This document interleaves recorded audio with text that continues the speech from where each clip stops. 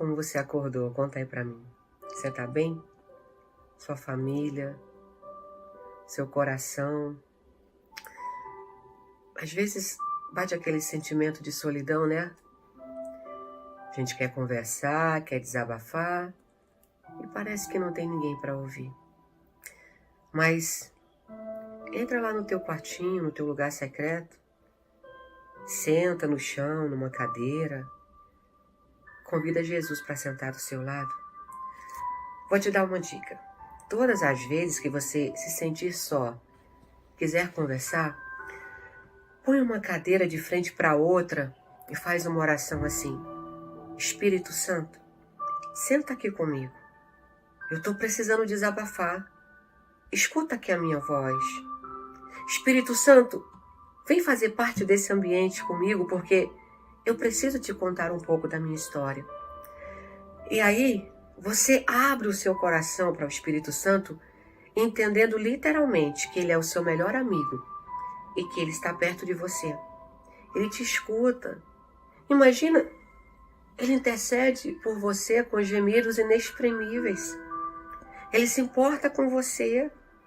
Ele te ensina o caminho a seguir. Ele se importa com as tuas lágrimas. Às vezes é difícil achar uma pessoa, um humano, que entenda nossas dores.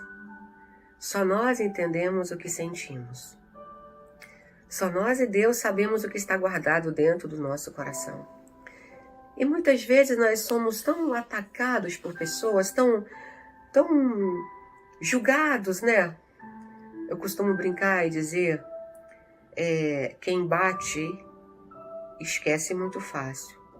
Mas quem apanha, quem leva a pancada, sempre vai lembrar dela. E eu sei que, assim como eu, você deve ter muitas pancadas que você já levou na vida que você fica, ai Senhor, como é que eu vou sobreviver a isso? Como é que eu vou degustar isso? Mas o Espírito Santo é teu amigo. E se você pedir, ele vai curar os traumas, as sequelas, os dramas e vai fazer de você uma pessoa curada. Basta que você converse com ele. Bispa, não sei orar. Sabe sim. Orar é dialogar. É se expressar para com Deus.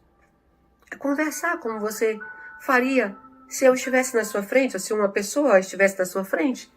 Mas ainda melhor, se você me contar a sua história, talvez eu não possa te ajudar. Mas o Senhor sempre fará o melhor para agradar você e a tranquilizar o teu coração. Hoje é domingo, 10 de abril de 2022. Eu sou a Bispa Virgínia Arruda e eu trago para você a palavra do dia. Lembrando que dia 12 começará o nosso estudo pelo Instagram Virgínia Arruda Oficial, às 20 da noite, lives transmitidas ao vivo para você, com muito estudo, onde nós vamos poder responder as suas perguntas, tirar as suas dúvidas e te ensinar como quebrar maldições na sua vida e ser ainda mais abençoado. Livro de Marcos, capítulo 4, versículo de número 35 diz assim: E naquele dia, sendo já tarde, disse-lhes: Passemos para a outra margem. E eles, deixando a multidão, o levaram consigo, assim como estava no barco. E havia também com ele outros barquinhos. E levantou-se grande temporal de vento, e subiam as ondas por cima dos barcos, de maneira que já se enchia de água. E ele estava na popa dormindo, sobre uma almofada. E despertaram-no, dizendo: Mestre, não te importa que pereçamos? E ele, despertando, repreendeu o vento e disse ao mar: Cala-te, aquieta-te. E o vento se aquietou, e houve grande bonança. E disse-lhes: Por que sois tão tímidos? Ainda não tendes fé? E sentiram grande temor e diziam uns aos outros: Mas quem é este, que até o vento e o mar lhe obedecem? O tema é Jesus apazigua a tempestade. A Bíblia vai dizer que Jesus termina de pregar a palavra ali juntamente com os discípulos e Jesus diz: Vamos passar para o outro lado do rio, ou para o outro lado do mar, como você quiser interpretar. E a Bíblia diz que os discípulos entram naquele barco, onde Jesus também estava, mas Jesus vai direto para a proa do barco, coloca um travesseiro na cabeça, porque ele estava cansado de pregar o dia inteiro para aquelas pessoas, e ele vai dormir.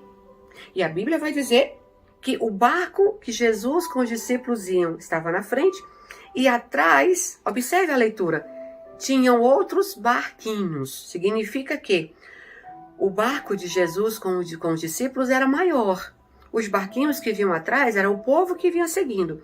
E a Bíblia vai dizer que de repente um grande temporal se levantou.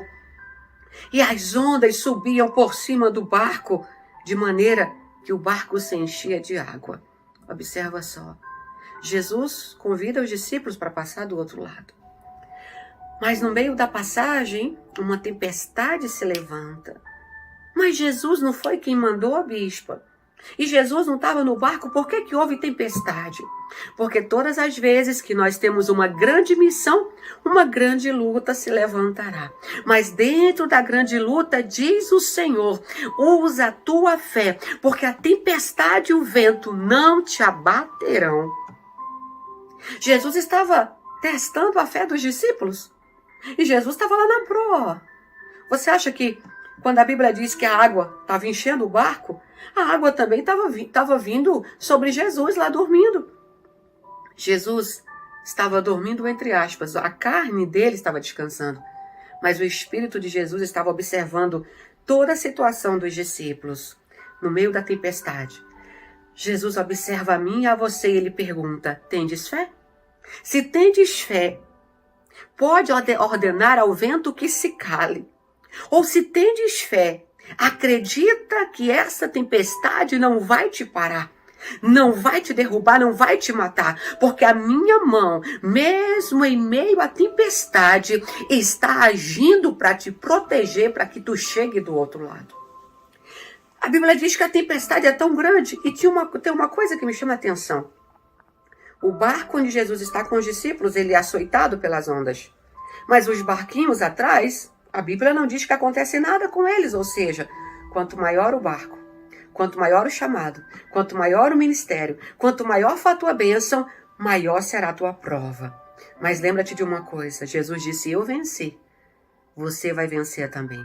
Quando você vai passar de ano no colégio, você precisa também responder as perguntas da sua prova e tirar uma nota superior a 6, pelo menos. Com Jesus não é diferente. Nós estamos na escola, no aprendizado. E quando a gente não passa na prova, a gente volta de novo, repete de ano, fica de recuperação, vai para o final da fila. Mas essa manhã eu estou aqui para te dizer que Jesus não quer que eu e você voltemos para o final da fila. Ele quer nos dar muito mais. Chegarmos do outro lado do rio, chegarmos do outro lado do mar. O nosso barco pode até ter entrado água em algum momento, mas o Senhor manda dizer, aquieta teu coração. A água não vai afundar o teu barco. A água é só um momento de provação e depois dessa prova, grande é a vitória que eu colocarei na tua vida. A Bíblia vai dizer que o Senhor está na polpa dormindo com a cabeça numa almofada. De repente um dos discípulos vai lá e diz, mestre, mestre, mestre, nós vamos morrer. Eles estavam apavorados. Mas que homens de pequena fé. Observe que Jesus estava no barco com eles. Mas mesmo assim eles usam a frase, mestre, não te importa que pereçamos? Ou seja, não vai fazer nada? Querido, pode parecer que Jesus não está fazendo nada, mas eu te garanto, Ele está trabalhando por você. Ele está agindo ao teu favor. E a Bíblia vai dizer que Jesus desperta. E Ele repreendeu o mar dizendo, cala-te, aquieta-te. Levanta a tua mão que eu quero profetizar na sua vida. Essa manhã o Senhor diz, vento, cala-te. Tempestade, aquieta-te. Mar, aquieta-te. E você viverá um tempo de paz e bonança na presença do seu Deus. O Senhor está com a sua destra fiel estendida sobre a tua vida, dizendo, não temas, porque essa tempestade não vai afundar o teu barco. Eu tenho o controle dele na palma das minhas mãos. O Senhor diz, grandes momentos, grandes acontecimentos estão por vir nas nossas vidas. Fique ligado. Não se ligue na tempestade, se ligue no poder do seu Deus, que é muito mais que poderoso para fazer tudo o que você pede, pensa ou imagina. A Bíblia diz que Jesus olha para aqueles discípulos enquanto ele acalma a tempestade e o vento fica quieto. Houve uma grande bonança e Jesus fala para eles assim: vocês ainda não têm fé? Mas será possível que durante todo o tempo que vocês estão comigo, vocês ainda não adquiriram fé vendo tudo o que eu faço? E eles olham uns para os outros e dizem: quem é este que até o vento e o mar lhe obedecem? Olha, Jesus tem o controle do vento, do mar, da tua casa, das dores, das enfermidades, da dificuldade, da honra, da humilhação, de tudo. E nada acontecerá nas nossas vidas sem a permissão dele. Mas uma coisa eu te garanto: o Senhor tem o controle e somente ele é que pode determinar o que vai acontecer para mim e para você. Agora eu convido você a abrir sua Bíblia comigo no livro de 1 Coríntios, capítulo 11, versículo 23, que diz assim, ó: esse é o momento da nossa ceia, tá? Pega o seu suco de uva, o seu pão e vamos cear. Porque eu recebi do Senhor, que também vos ensinei, que o Senhor Jesus, na noite que foi traído, tomou o pão. E tendo dado graças, ele partiu. E disse: tomai e comei. Este é o meu corpo partido por vós. Façam isto em memória de mim. Imagina Jesus lá naquela cruz, já vendo a mim e a você no futuro, que a gente não conseguiria passar por tudo que ele passou. E ele olha para nós e diz: eu vou morrer por você. Esse pão, a partir desse momento, representa o pedaço da carne de Jesus, vertido na cruz pelos meus e pelos seus pecados. Agora segura ele na tua mão e vamos orar. Pai, a partir desse momento que essa pessoa ceiar, comer desse pão, que representa a carne de Jesus, que ela seja curada, fortalecida, alcançada pela tua graça, Pai. Eu abençoo esse pão em nome do Pai, do Filho e do Espírito Santo. Eu declaro cura na vida dos teus filhos que vão cear comigo agora, em nome de Jesus. E ele partiu e disse: comei, este é o meu corpo, que é partido por vocês. Façam isto em memória de mim. Pode comer.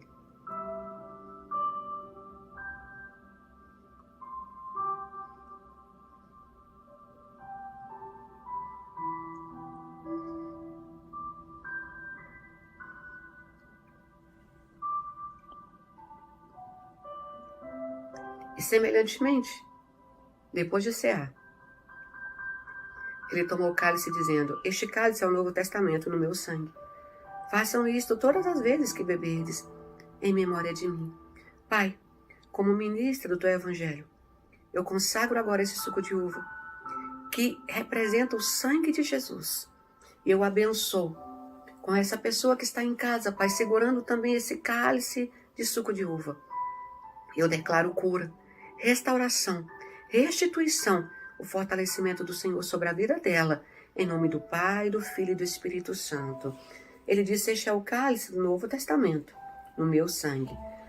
Façam isso todas as vezes que beberdes em memória de mim.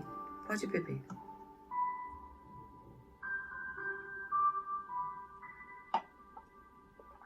Senhor, obrigada por esse momento de comunhão.